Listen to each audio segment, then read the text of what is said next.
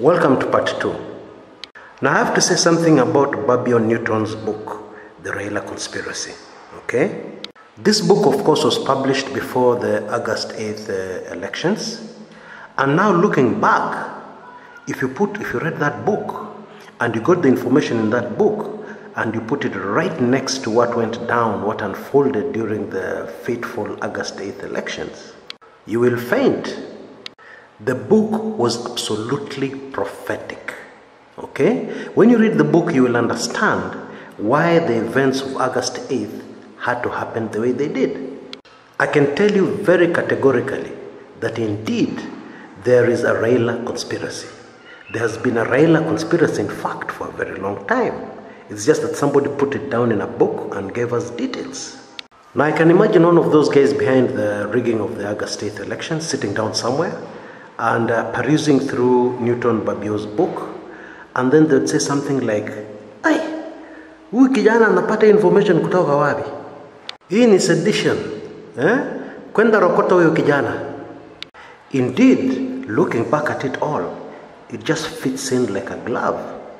Imagine this book being put out there, too many people reading this book, and then August 8th happening. It would be too obvious. Guys would say, "Hapana, ile imeandikwa kwa hii kitabu ndio imefanyika." What has been written in this book is what has actually unfolded. And so, in that regard, one would be forgiven for saying that it makes absolute sense to kidnap the fellow, downplay the launch, ban every TV station in Kenya from ever interviewing the guy, ban bookshops, from having this book on their shelves, just basically cripple and give this book a blackout, Okay, if he launches the book now, so what? It's obsolete information, Right now it doesn't make an impact. Right now, you start talking to anybody about August 8th elections, they yawn. Tunajua kila kitu, nini yengine unaweza tuambia? Get my drift? And then meanwhile, the intricate details of exactly why what happened are lost forever. That's really what it is. Now, for somebody who was so accurate before in his research, so meticulous in his research before, and then that person comes up and starts saying, this ceremonial sword story is true, one has to sit up and pay attention. It just makes sense.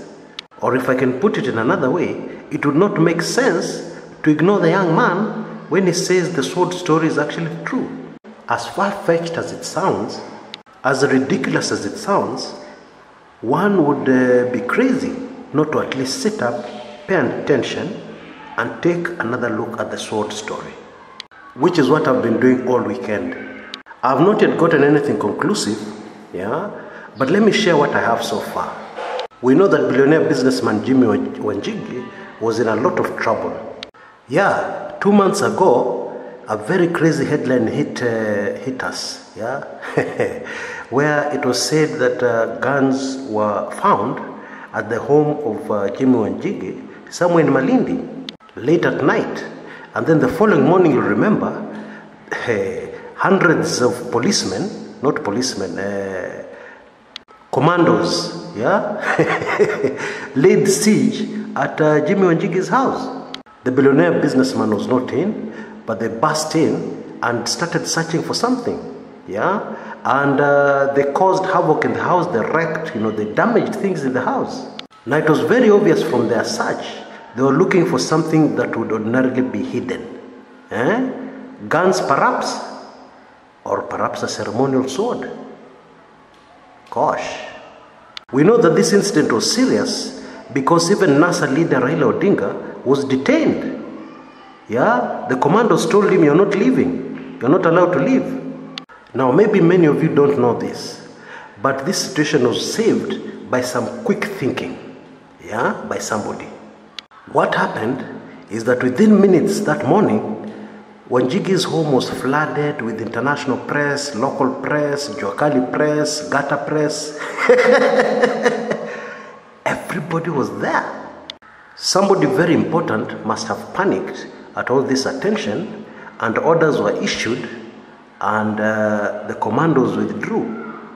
And what followed was a lot of maneuvering, yeah, in courts, yes, and back channels.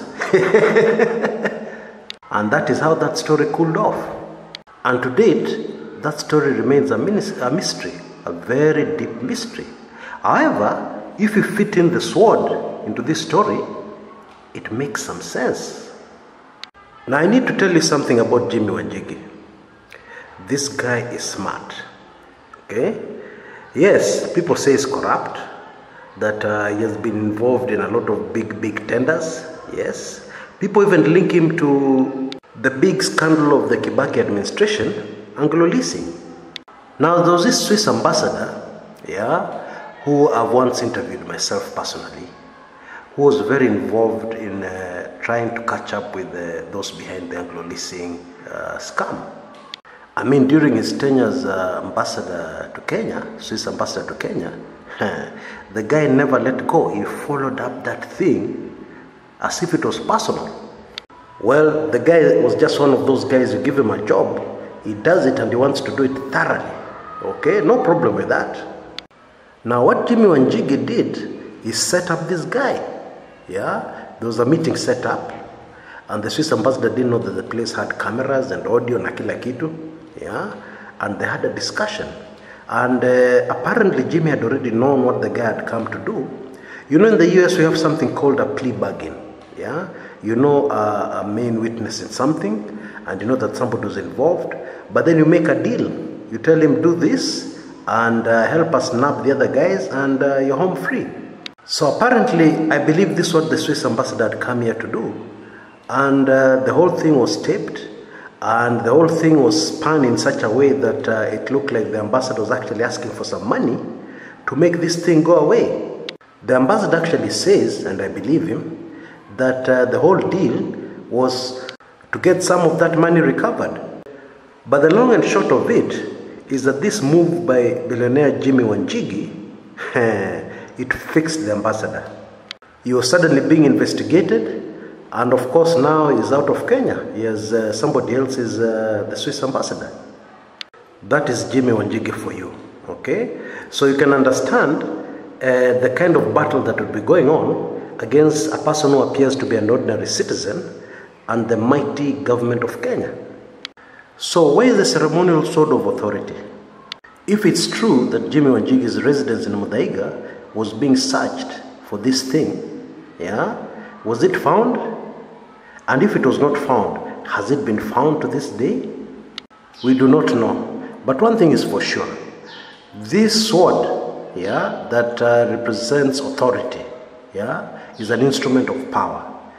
Is definitely not going to disappear from our news for a long time.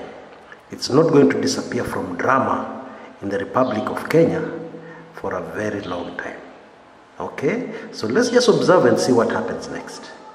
Until next time, this is Chris Kumekucha.